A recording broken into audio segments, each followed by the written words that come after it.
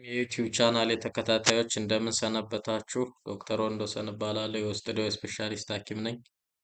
ዛሬ ስትሮክ ስለሚባለው በሽታ የተወሰነ ነገር ለማለት መጥቻለሁ። ከዛ በፊት ግን ይሄን ዩቲዩብ ቻናል ሸር፣ ሰብስክራይብ እንድታደርጉ በትህትና ጠይቃለሁ። ስለ ስትሮክ ማውራት የፈለኩበት ምክንያት ይህ በሽታ አሁን በጣም በእኛ ሀገር እየተለመደ የመጣ በሽታ ስለሆነ ነው።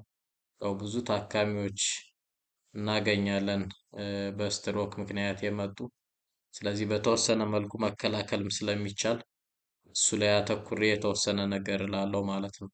ስትሮክ ወይም ደግሞ ብሬን አታክ ወይም ደግሞ ብዙ ጊዜ እንደምናውቀው ግማሽ ጎንን የሚያሰንፈው ወይም ፓራላይዝ የሚያደርገው ህመም እንግዲህ የሚከሰተው ወደ አንጎል የሚሄደው የደም ቧንቧ መዘጋት ሲያጋጥመው ወይም ደግሞ አንጎል ውስጥ የደም ቧንቧ በመተርተሩ ምክንያት የደም መፍሰስ ሲከሰት የሚከሰት በሽታ ነው። እንግዲህ እንደምናውቀው ሰውነታችን የተሰራው ከህዋሶች ወይም ከሴሎች ነው። እነዚህ ሴሎች ደግሞ በህይወት ለመቆየት ኢነርጂ ያስፈልጋቸዋል። ያን ኢነርጂ ደግሞ የሚያገኙት ያው በደም ቧንቧ አማካይነት ከሚመጣላቸው ኦክስጅን እና የተለያዩ ንጥረ ነገሮች ነው ማለት ነው። ለምሳሌ ቀለል አድርጌ ለማብራራት አንድ ሰው ምግብ ይበላል አይደል? ምግብ እንበላለን። ያ ምግብ ጨጓራችን ጋር ወደ እቃችን ጋር ይደርሳል። ከዛ ወደ አንጀታችን ይሄዳል፣ ወደ ቀጭኑ አንጀታችን። ከዛ በኋላ የሚገባው ምንድነው? ዳይጀስት ከተደረገ በኋላ ወደ ደም ቧንቧዎች ይደርሳል ማለት ነው።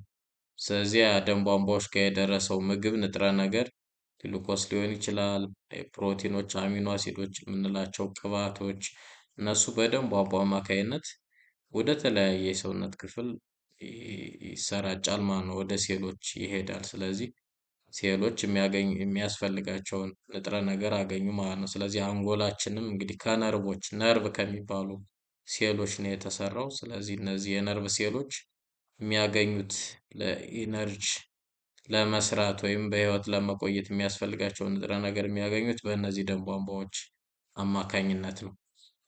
በተለያየ በሽታ ምክንያት እነዚህ ደም ቧንቧዎች ላይ ሙሉ ለሙሉ መዘጋት ሊፈጠር ይችላል። በዛ ጊዜ እነዛ ሴሎች ወይም ህዋሶች በአግባቡ ኦክስጅን እና ንጥረ ነገር አያገኙም፣ ይሞታሉ ማለት ነው። እነዛ የነርቭ ሴሎች ሲሞቱ ደግሞ ያው አንጎላችን ተጎዳ ማለት ነው። ስለዚህ ያ የተጎዳው የአንጎላችን ክፍል ስራውን ያቆማል ማለት ነው። በሌላ መልኩ ደግሞ እነዛ አሁንም ንጥረ ነገር የሚያመላልሱት የደም ቧንቧዎች የመፈንዳት ወይም የመተርተር አደጋ ሊያጋጥማቸው ይችላል። ስለዚህ ያ የመተርተር ወይም የመፈንዳት አደጋ ሲያጋጥም ምን ይሆናል? ወደ አንጎል ውስጥ ደም ይፈሳል። ያ የፈሰሰው ደም ደግሞ እነዛን ህዋሶቹን ይጫናቸዋል፣ ጉዳት ያመጣባቸዋል። ስለዚህ ሊሞቱ ይችላሉ ማለት ነው።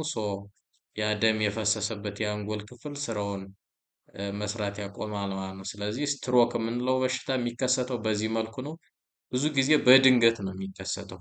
በድንገት ነው የሚከሰተው። ሰዎች ሌሊት እንደተኙ ሊሆን ይችላል የሚከሰት፣ ወይም ደግሞ ስራ እየሰሩ ባለበት አጋጣሚ ሊከሰት ይችላል።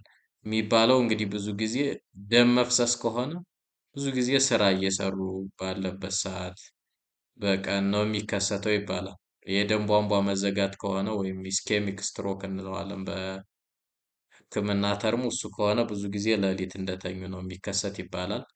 ግን ሁሌ አይሰራም። ይሄኛው የደም ቧንቧ መዘጋቱ ቀን ሊከሰት ይችላል። መፍሰሱ ደግሞ ሌሊት እንደተኙ የመከሰት እድል ይኖረዋል ማለት ነው። እንግዲህ አብዛኛውን ጊዜ በጣም የተለመደው የስትሮክ አይነት ይሄኛው ደም ቧንቧ መዘጋቱ ነው ማለት ነው። ወይም ኢስኬሚክ ስትሮክ የምንለው እስከ 85% የሚሆነው የስትሮክ አይነት እሱ አይነት ነው።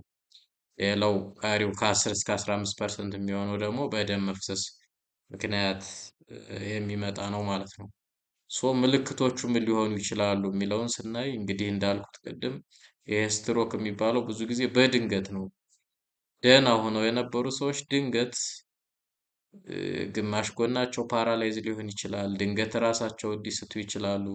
ድንገት ማውራት ሊያቆሙ ይችላሉ። ሌሎችም ተጨማሪ ሽንት መቆጣጠር አለመቻል ሊከሰት ይችላል።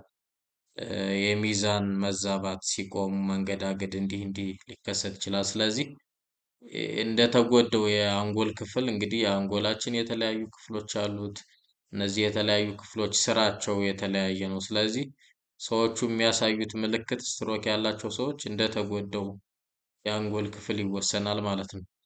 ብዙ ጊዜ ግን ያው እንደሚታወቀው የተለመዱት ምልክቶች ድንገት የሚከሰት የግማሽ ጎን መስነፍ ወይም ፓራላይዝድ መሆን፣ እጅና እግር የአንድ ጎን ቀኝ በኩል ሊሆን ይችላል፣ ግራ በኩል ፓራላይዝ ይሆናል ወይም መንቀሳቀስ ያቆማል።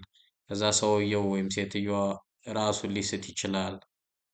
መናገር አለመቻል ሊኖር ይችላል። ኦኬ አፌዚያ እንለዋለን፣ መናገር አለመቻል እና ሌሎች ቅድም ያልኳቸው ሽንት መቆጣጠር አለመቻል እንዲህ እንዲህ የመሳሰሉ ምልክቶች ሊኖሩ ይችላሉ። አንጎላችን ደግሞ ያው ለምሳሌ የቀኝ ክፍላችን የሚቆጣጠረው የግራ ክፍል አንጎላችን ነው። የግራ ሰውነታችን ክፍል ስራ የሚቆጣጠረው ደግሞ የቀኝ አንጎላችን ክፍል ነው።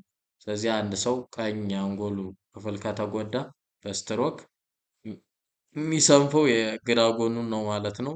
የግራ አንጎሉ ክፍል ከተጎዳ ደግሞ በስትሮኩ የሚሰንፈው የቀኝ ሰውነቱ ነው ማለት ነው። ስለዚህ ምልክቶቹ ከሞላ ጎደል እነዚህ ሊሆኑ ይችላሉ። አጋላጭ ምክንያቶች ምንድን ናቸው የሚለውን ስናይ እንግዲህ በጣም የተለመዱ አጋላጭ ምክንያቶች አሉ። ከእነዚህም ዋና ዋናዎቹ አንደኛው የደም ግፊት መጨመር ወይም ሃይፐርቴንሽን ነው። ስለዚህ ይሄኛው አንዱና በጣም የተለመደው የስትሮክ አምጪ ነው። የደም መፍሰስም ሊያመጣ ይችላል፣ የደም ቧንቧ መዘጋትም ሊያመጣ ይችላል። ስለዚህ ማንኛውም ግፊት ያለበት ሰው በአግባቡ ክትትል ካደረገ፣ በአግባቡ ከታከመ ቢያንስ በስትሮክ የመጠቃት እድሉን መቀነስ ይችላል ማለት ነው። ለዛም ነው ግፊት ያለባቸውን ሰዎች ብዙ ጊዜ የምንወተውተው ሕክምና እንዲጀምሩ በስርዓት ግፊታቸው እንዲቆጣጠሩ የምንመክረው ይሄ ነገር እንዳይከሰት ስለምንፈራ ነው። አንደኛው የደም ግፊት መጨመር ወይም ሃይፐርቴንሽን የምንለው ነው። ሁለተኛው ስኳር፣ ይህም አንዱና ዋኛው የስትሮክ አጋላጭ ምክንያት ነው። ስለዚህ ስኳርን በአግባቡ ከተቆጣጠርነው አሁንም ስትሮክን ልንከላከል እንችላለን ማለት ነው። ሌላኛው ደግሞ የኮሌስተሮል መብዛት ካለ ደም ላይ እሱም ሊያጋልጥ ይችላል። ስለዚህ ማንኛውም ሰው ከ20 ዓመት በላይ የሆነ ሰው ቢያንስ አንዴ የኮሌስተሮል መጠኑን ቸክ ማድረግ አለበት። ሌላ ስኳር እንዲህ ያለበት ሰው ከሆነ፣ ግፊት ያለበት ሰው ከሆነ ደግሞ ስኳሩን ማነው ኮሌስቴሮሉን በየጊዜው ቸክ ማድረግ ይኖርበታል ማለት ነው። ሌላው አጋላጭ ምክንያት የልብ ችግር ያለባቸው ሰዎች፣ በተለይ ደግሞ የልብ አመታት ችግር ወይም የሪትም ችግር ያለባቸው ሰዎች ከሆኑ ሶ እነዚህ ሰዎችም ለስትሮክ ተጋላጭ ናቸው ማለት ነው። ምክንያቱም ልብ ላይ ችግር ካለ እዛ ልብ ላይ ደም ሊረጋ ይችላል። የረጋው ደም ደግሞ ይሄድና ምንድነው የሚያደርገው? የጭንቅላት ውስጥ ያሉ የደም ቧንቧዎችን ይዘጋቸዋል፣ ስትሮክ ይፈጥራል ማለት ነው። ስለዚህ የልብ ችግር ያለባቸው ሰዎች፣ በተለይ የልብ ምት መዛባት ያለባቸው ሰዎች ለስትሮክ ተጋላጭ ናቸው። ሌሎችም አሉ። ለምሳሌ ሲጋራ ማጨስ እና ሌሎች ብዙ ምክንያቶች አሉ፣ ግን በጣም የተለመዱት ከላይ የጠቀስኳቸው ናቸው። የደም የደም ግፊት መጨመር ወይም ሃይፐርቴንሽን፣ ስኳር፣ የኮሌስቴሮል መብዛት እና የልብ ችግር፣ እነዚህ በጣም አብዛኛውን ስትሮክ የሚያመጡት ኦር የሚያጋልጡት እነዚህ ናቸው ማለት ነው። ስለዚህ እነዚህን በሽታዎች ቀድሞ አውቆ ስትሮክ እንዳይከሰት መከላከል ይቻላል ማለት ነው። ሌላው አንድ ሰው በስትሮክ ከተጠቃ በኋላ ምንድነው መደረግ ያለበት ሲባል፣ ያው ቶሎ በአፋጣኝ ወደ ሕክምና ቦታ መውሰድ ያስፈልጋል። አሁን አንዳንድ አጓጉል ልምዶች አሉ። እንደዚህ አይነት ሰዎች ድንገት ሰውነታቸው ሲሰንፍ ወይም ፓራላይዝድ ሲሆኑ ወይም ደግሞ ድንገት መናገር ሲያቆሙ፣ ድንገት ራሳቸውን ሲስቱ አንዳንድ ሰዎች ከሰይጣን መቶት ነው ወይም ከሌላ ነገር ጋር በማገናኘት ከእምነት ጋር ከምን ጋር ቶሎ ወደ ሕክምና ቦታ ያለመውሰድ ነገር ይታያል። ስለዚህ እንደዚህ ሰዎች እንደዚህ አይነት ነገር ካጋጠማቸው ስትሮክ ሊሆን ስለሚችል በአፋጣኝ ወደ ሕክምና ቦታ መውሰድ ያስፈልጋል። ከዛ ሕክምና ላይ የሚያስፈልገው ነገር ይደረግላቸዋል። ከዛ ያው ሲቲ ስካን የሚባል ምርመራ አለ፣ የጭንቅላት ሲቲ ስካን። ስለዚህ የስትሮኩን አይነት ደም መፍሰስ ነው ወይስ የደም ቧንቧ መዘጋት ነው የሚለውን የሚለይልን ሲቲ ስካን የሚባለው ምርመራ ነው። ሶ በአፋጣኝ እሱ ምርመራ ይሰራል። ከዛ የስትሮኩን አይነት እናውቀዋለን። ከዛ በኋላ ህክምናው የሚወሰነው በእሱ ስለሆነ ማለት ነው።